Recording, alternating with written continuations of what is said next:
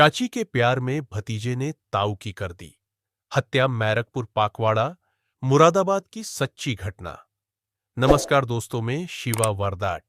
अगर आप हमारे YouTube चैनल पर पहली बार आए हैं तो हमारे YouTube चैनल को सब्सक्राइब जरूर करें। चलिए वीडियो को शुरू करते हैं। रामपाल ने सविता से दूसरी शादी कर जरूर ली थी, लेकिन वह उसकी आकांक्षाओं को पूरा नहीं कर पा रहा था। इसी दौरान सविता का दिल पति के भतीजे मंजीत पर आ गया। युवा मंजीत भी चाची की चाहत का ऐसा दीवाना हुआ कि रिश्ते की सारी दीवारें टूट गई।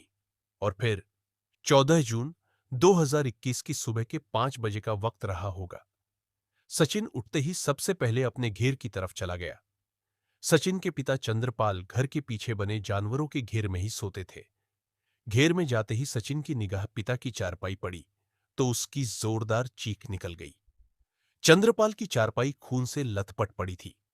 चंद्रपाल के ऊपर पड़ी चादर तो लहूलुहान थी ही, साथ ही तमाम खून उसकी चारपाई के नीचे भी पड़ा था। सचिन की चीख पुकार सुनकर आस पड़ोस के लोग भी जाग गए थे। देखते ही देखते चंद्रपाल के घेर में लोगों का जमावड़ा लग गया। चारपाई के पास खून से सनी एक ईंट भी पड़ी थी। हालांकि चंद्रपाल की हालत देखते हुए कहीं से भी नहीं लग रहा था कि उसकी सांसें अभी भी चल रही होंगी। इसके बावजूद भी सचिन पिता को अस्पताल ले गया, जहां पर डॉक्टरों ने उसे मृत घोषित कर दिया था। इस घटना की जानकारी पुलिस को अस्पताल के द्वारा ही पता चली थी। यह घटना उत्तराखंड के शहर जसपुर के थाना कुंडा की थी। सूचना पाते ही कुंडा थाना प्रभारी अरविंद चौधरी कुछ कांस्टेबलों को साथ लेकर सीधे काशीपुर एलआरटी भट्ट अस्पताल पहुंचे। सरकारी अस्पताल में ही पुलिस ने मृतक के परिजनों से घटना की जानकारी जुटाई। इसके बाद एसआई महेश चंद ने शव पोस्टमार्टम के लिए भिजवा दिया। बाद में पुलिस ने घटनास्थल पर पहुंचकर खून से सनी ईंट और अन्य सबूत जुटाए। पुलिस केस की जांच में जुट गई। सचिन ने पुलिस को बताया कि 2 दिन पहले ही उसके पिता के साथ उसकी चाची सविता की किसी बात को लेकर तू मैं हुई थी, लेकिन उसे उम्मीद है कि उसकी चाची इतना बड़ा कदम नहीं उठा सकती। यह जानकारी भले ही सचिन के लिए कोई मायने नहीं रखती थी, लेकिन पुलिस के लिए यह सूत्र अहम मायने रखता था। पुलिस ने सविता को पूछताछ के लिए अपनी हिरासत में ले लिया।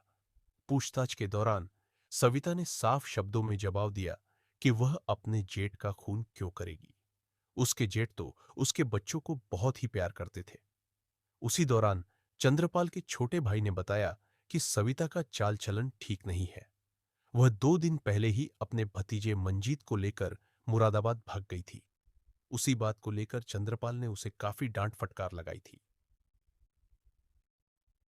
यह जानकारी मिलते ही पुलिस समझ गई कि माजरा क्या है।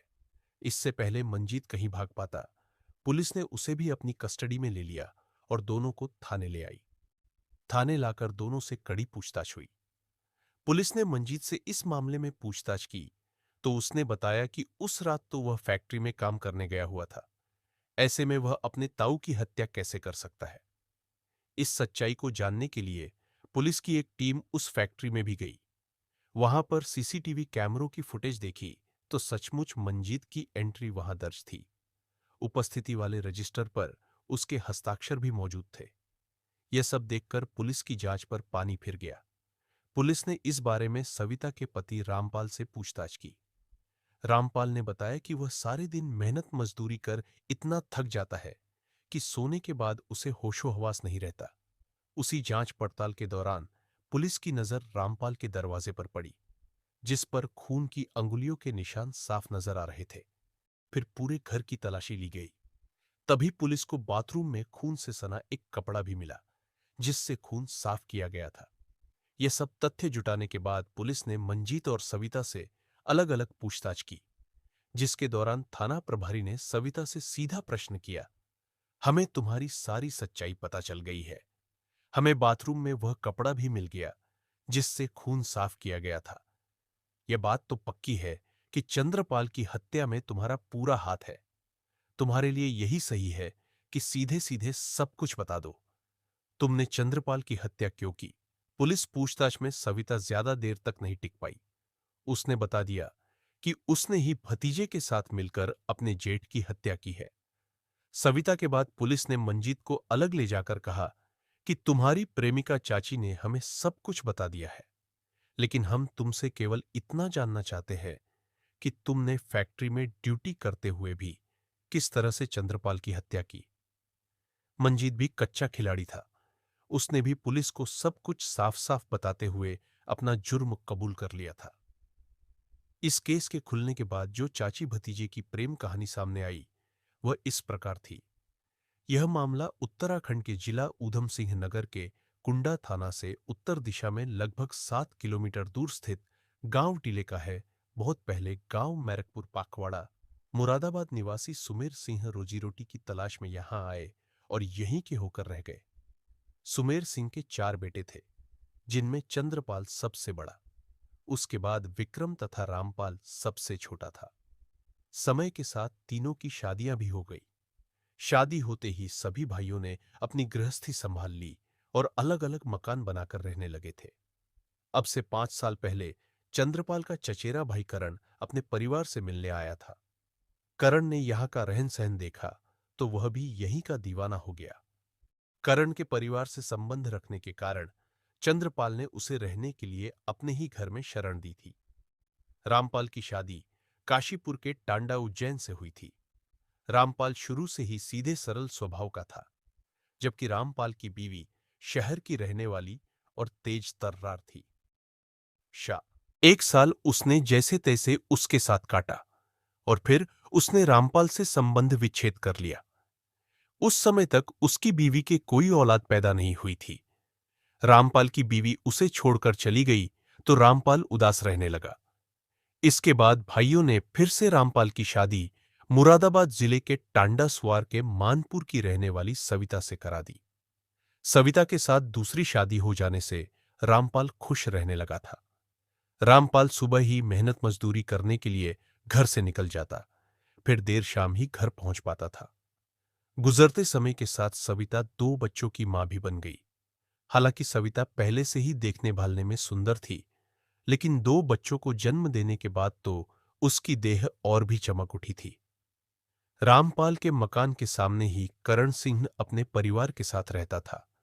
उस वक्त करण का बड़ा बेटा मंजीत जवानी के द्वार से गुजर रहा था। मंजीत आवारा किस्म का था। हर समय वह अपनी चाची सविता के पास ही पड़ा रहता था। उसके साथ रहने से सविता को एक सबसे बड़ा फायदा था कि वह उसके बच्चों को संभालने में उसकी मदद करता था।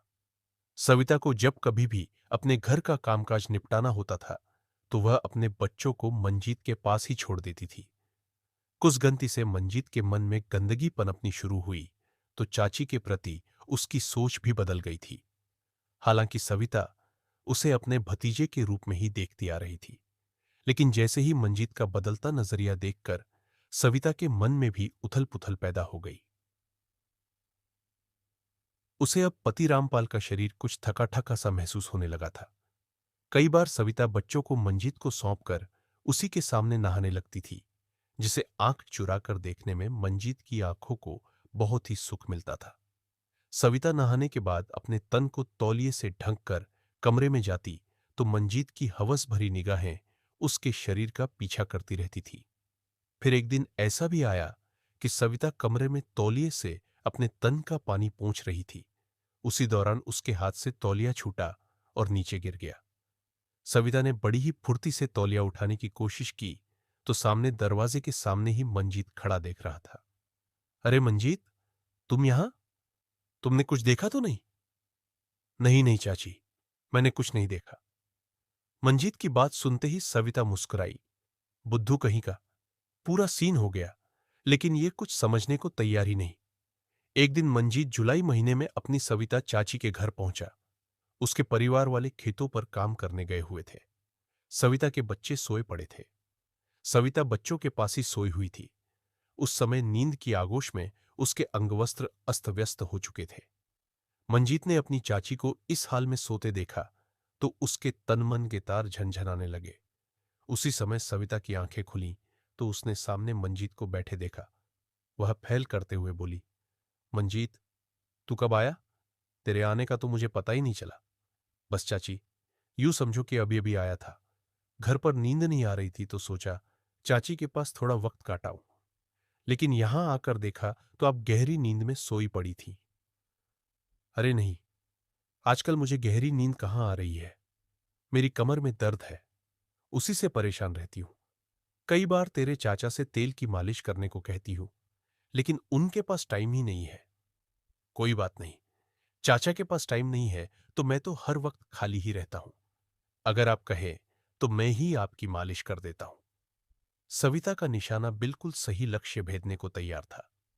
मंजीत की बात सुनते ही सविता उठ खड़ी हुई। उसने घर का दरवाजा अंदर से बंद कर दिया। फिर उसने तेल की शीशी उसके हाथ में थमा दी और कंधे पर मालिश करने को कहा। मंजीत ने हाथ में तेल लेकर सविता के कंधों से मालिश शुरू की तो उसके हाथ धीरे धीरे कंधे से नीचे फिसलने लगे। सविता को भी उन्हीं पलों का इंतजार था। सविता की बीमारी का इलाज होना शुरू हुआ तो वह इतनी मदहोश हो गई कि उसने अपनी ब्रा के हुक खोल दिए और सीने के बल चारपाई पर लेट गई। धीरे धीरे मंजीत का धैर्य जवाब दे चुका था। दोनों की रगों में खून गर्म होकर दौड़ने लगा था। अंत में वह पल भी आ गया कि दोनों ही काम वासना की आग से गुजर गए। मंजीत ने उस दिन जिंदगी में पहली बार किसी औरत के शरीर का सुख पाया था। वहीं सविता भी बहुत खुश थी। उस दिन दोनों के बीच चाची भतीजे के रिश्ते तार तार हुए तो यह सिलसिला अनवरत चलता गया। दोनों के बीच लगभग 3 साल से अनैतिक रिश्ते चले आ रहे थे। लेकिन जब दोनों के बीच नजदीकियां ज्यादा ही बढ़ गई तो उनकी प्रेम कहानी की चर्चा पूरे गांव में फैल गई। इस बात की जानकारी परिवार तक पहुंची तो चंद्रपाल ने करण से वह मकान खाली करा लिया। करण ने गांव के पास ही थोड़ी सी जमीन खरीद रखी थी। वह उसी में बच्चों को लेकर झोपड़ी डालकर रहने लगा। इस बात को लेकर पंचायत हुई। पंचायत में सविता को भी बुलाया गया था। भरी पंचायत में सविता ने अपने ही जेठ पर उसे बदनाम करने का आरोप लगाया था।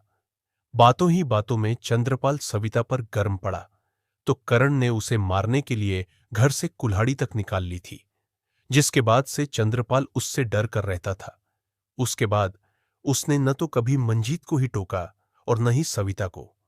उसके कुछ समय बाद ही दोनों के बीच फिर से खिचड़ी पकने लगी थी। चंद्रपाल ने कई बार रामपाल को टोका कि तेरी बीवी जो कर रही है वह ठीक नहीं है, उसे थोड़ा समझा कर रख। इन दोनों के कारण पूरे गांव में उनके परिवार की बदनामी होती है। लेकिन रामपाल तो अपनी बीवी से इतना दब कर रहता था कि उसे कुछ भी कहने की हिम्मत नहीं कर पाता था। मंजीत और सविता के बीच जो कुछ चल रहा था रामपाल भी जानता था, लेकिन वह मजबूर था। उसके बाद तो सविता रामपाल पर इस कदर हावी हो चुकी थी कि उसके सामने ही मंजीत को अपने घर पर बुला लेती थी। इस बार देश में फिर से लॉकडाउन लगा तो दोनों ही एक दूसरे से मिलने के लिए परेशान रहने लगे थे। उस दौरान दोनों के बीच जो भी बात होती थी वह मोबाइल पर ही होती थी। लेकिन दोनों ही एक दूसरे की चाहत में बुरी तरह से परेशान थे। जब मंजीत की जुदाई सविता से सहन नहीं हो पाई तो उसने उसके सामने एक प्रश्न रखा। अगर तुम मुझे दिल से प्यार करते हो तो दुनिया की चिंता क्यों करते हो? मैं हमेशा तुम्हारे साथ हूं। लेकिन यह जुदाई अब मुझसे सहन नहीं होती। मैं तुम्हारे लिए यह घर छोड़ने को तैयार हूं। लेकिन मंजीत हमेशा उसकी हिम्मत तोड़ देता था। अगर हम दोनों घर से भागकर शादी कर भी ले तो तुम्हारे बच्चों का क्या होगा? फिर उसके बाद तो हम समाज में मुंह दिखाने लायक भी नहीं रहेंगे। मंजीत इस वक्त काशीपुर की एक पेपर मिल में काम करता था। काम करते हुए उसने कुछ पैसे भी इकट्ठा कर लिए थे। उसने सोचा उन पैसों के सहारे वह सविता के साथ बाहर कुछ दिन ठीक से काट लेगा।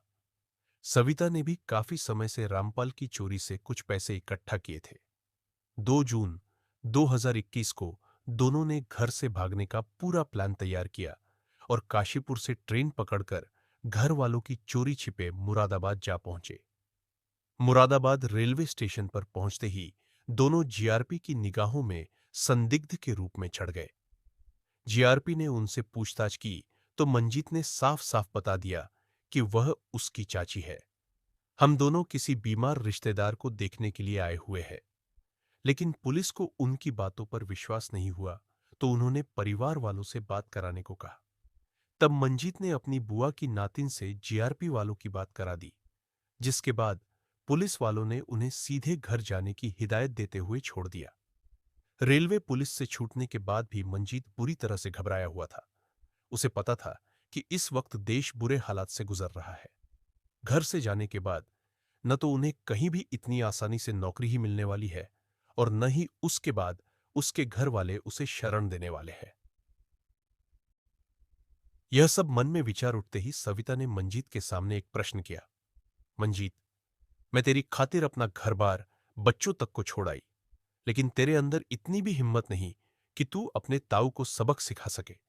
उसने ही हम दोनों का जीना हराम कर रखा है। अगर वह न हो तो हमें घर से भागने की जरूरत भी नहीं होती। सविता की बात मंजीत के दिल को छू गई। चाची, तुम अब बिल्कुल भी चिंता मत करो। मैं घर वापस जाते ही उस ताऊ का ऐसा इलाज करूंगा कि वह कुछ कहने लायक भी नहीं रहेगा।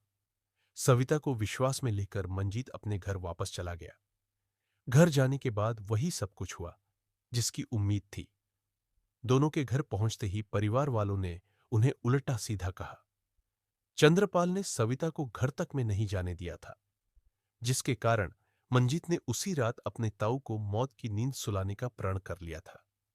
14 जून 2021 की शाम को मंजीत अपने काम पर चला गया, लेकिन फैक्ट्री में काम करते वक्त भी उसकी निगाहों के सामने उसके ताऊ की सूरत ही घूमती रही। उसी वक्त मशीनों में कोई तकनीकी खराबी आ गई, जिसके कारण मशीन बंद करनी पड़ी। मंजीत को लगा कि वक्त उसका साथ दे रहा है। उसने तभी सविता को फोन मिलाया और आधे घंटे बाद ताऊ के घेर के पास मिलने को कहा। मंजीत की बात सुनते ही सविता के हाथ पांव थर-थर कांपने लगे थे। उसे लगा कि आज वह जो काम करने जा रही है वह ठीक से हो पाएगा भी या नहीं।